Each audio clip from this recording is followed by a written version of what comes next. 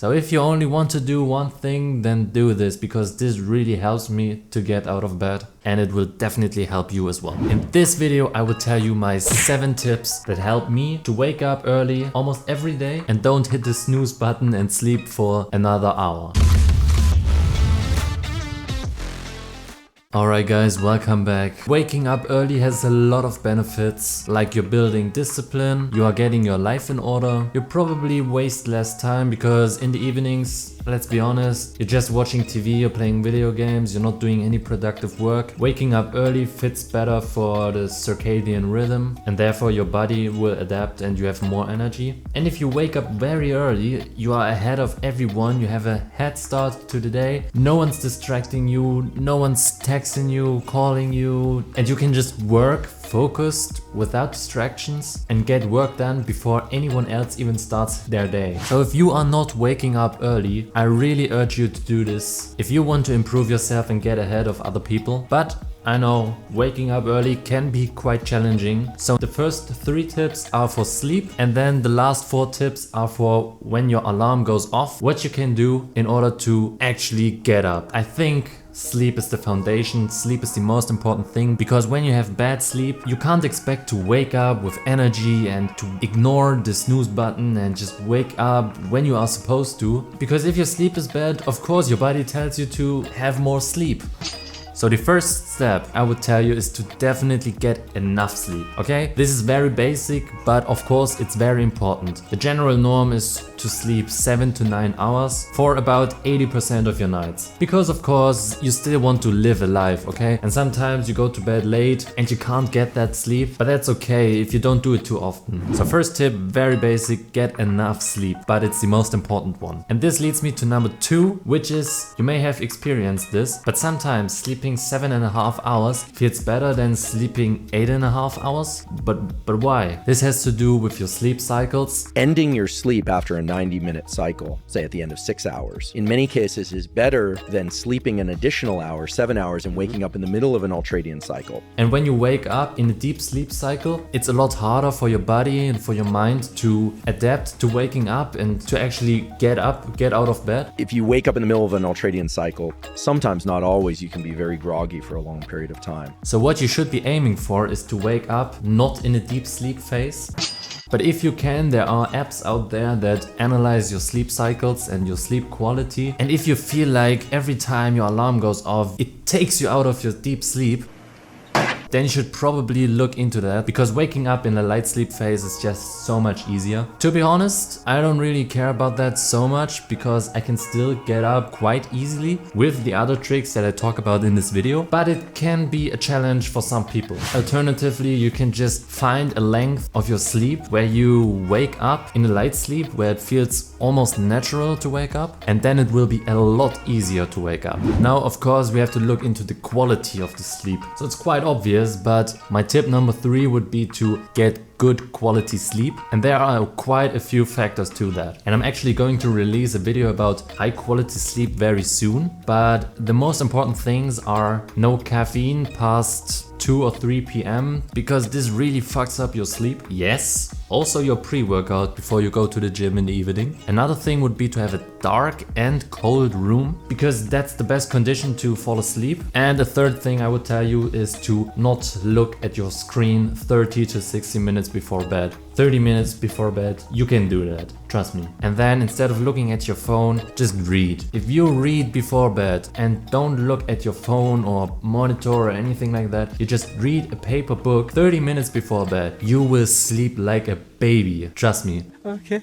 I do this often, yet I don't do it often enough, because every time I do that, I learn something, it's good for my mental health, and I sleep so good. So yeah, definitely check that out. So let's get to tip number 4. And now we're starting to talk about when the alarm has gone off already. One of the key things that helps me to actually get up is to put my alarm somewhere in a different corner of the room where I have to stand up. Because if your alarm is just right next to your bed, then you can just be sleeping, alarm goes off, beep, you turn it off, and then you're still in the same position. It's just a short interruption of your sleep, and then it's so easy to fall asleep again, so easy to tell yourself, I'm just gonna continue sleeping, whatever.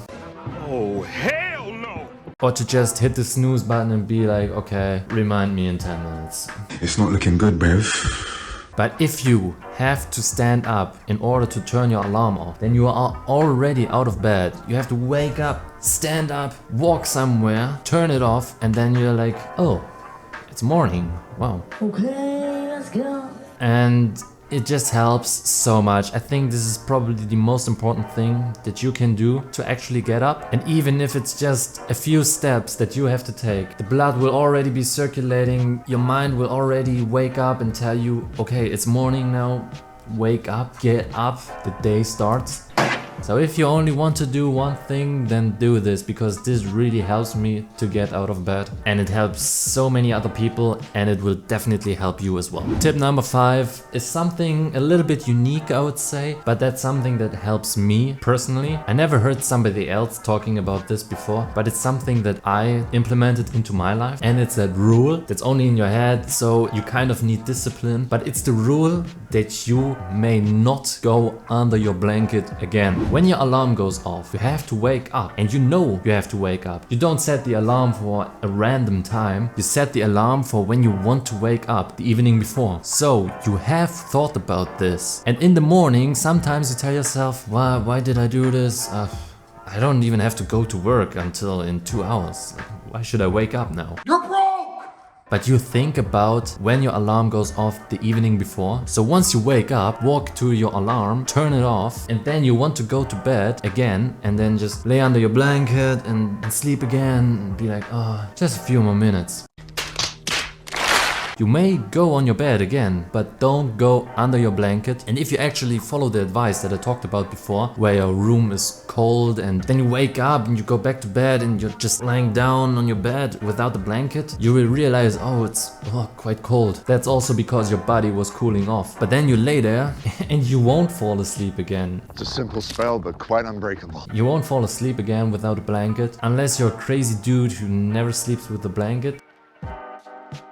Okay, but that's just a rule that you have to follow when you need some discipline to actually follow that rule. But if you do, it really, really helps. So definitely try that out as well. Tip number 6 would actually be to turn on the lights as well. So when your alarm goes off, you turn it off.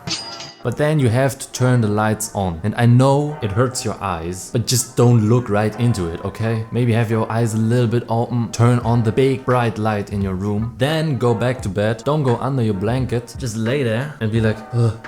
It's cold, it's bright, and you will not sleep. Bro, you will get up very soon. So definitely turn on the lights, or even better would be to open your windows and let in some sunlight if it's already bright outside, and that will really help as well. And my tip number 7 would be to actually have an appointment early in the morning. Because let's be honest, most often when you go to bed again after your alarm has already been going off, it's because you don't have any appointments, don't have a specific reason to wake up, because when you have a real reason to wake up, you will wake up anyways. Have you ever been like, oh yeah, tomorrow's vacation, I have to go to the airplane, then your alarm goes off and you're like, no, I still want to sleep. Bro, if you have done that, I don't even know.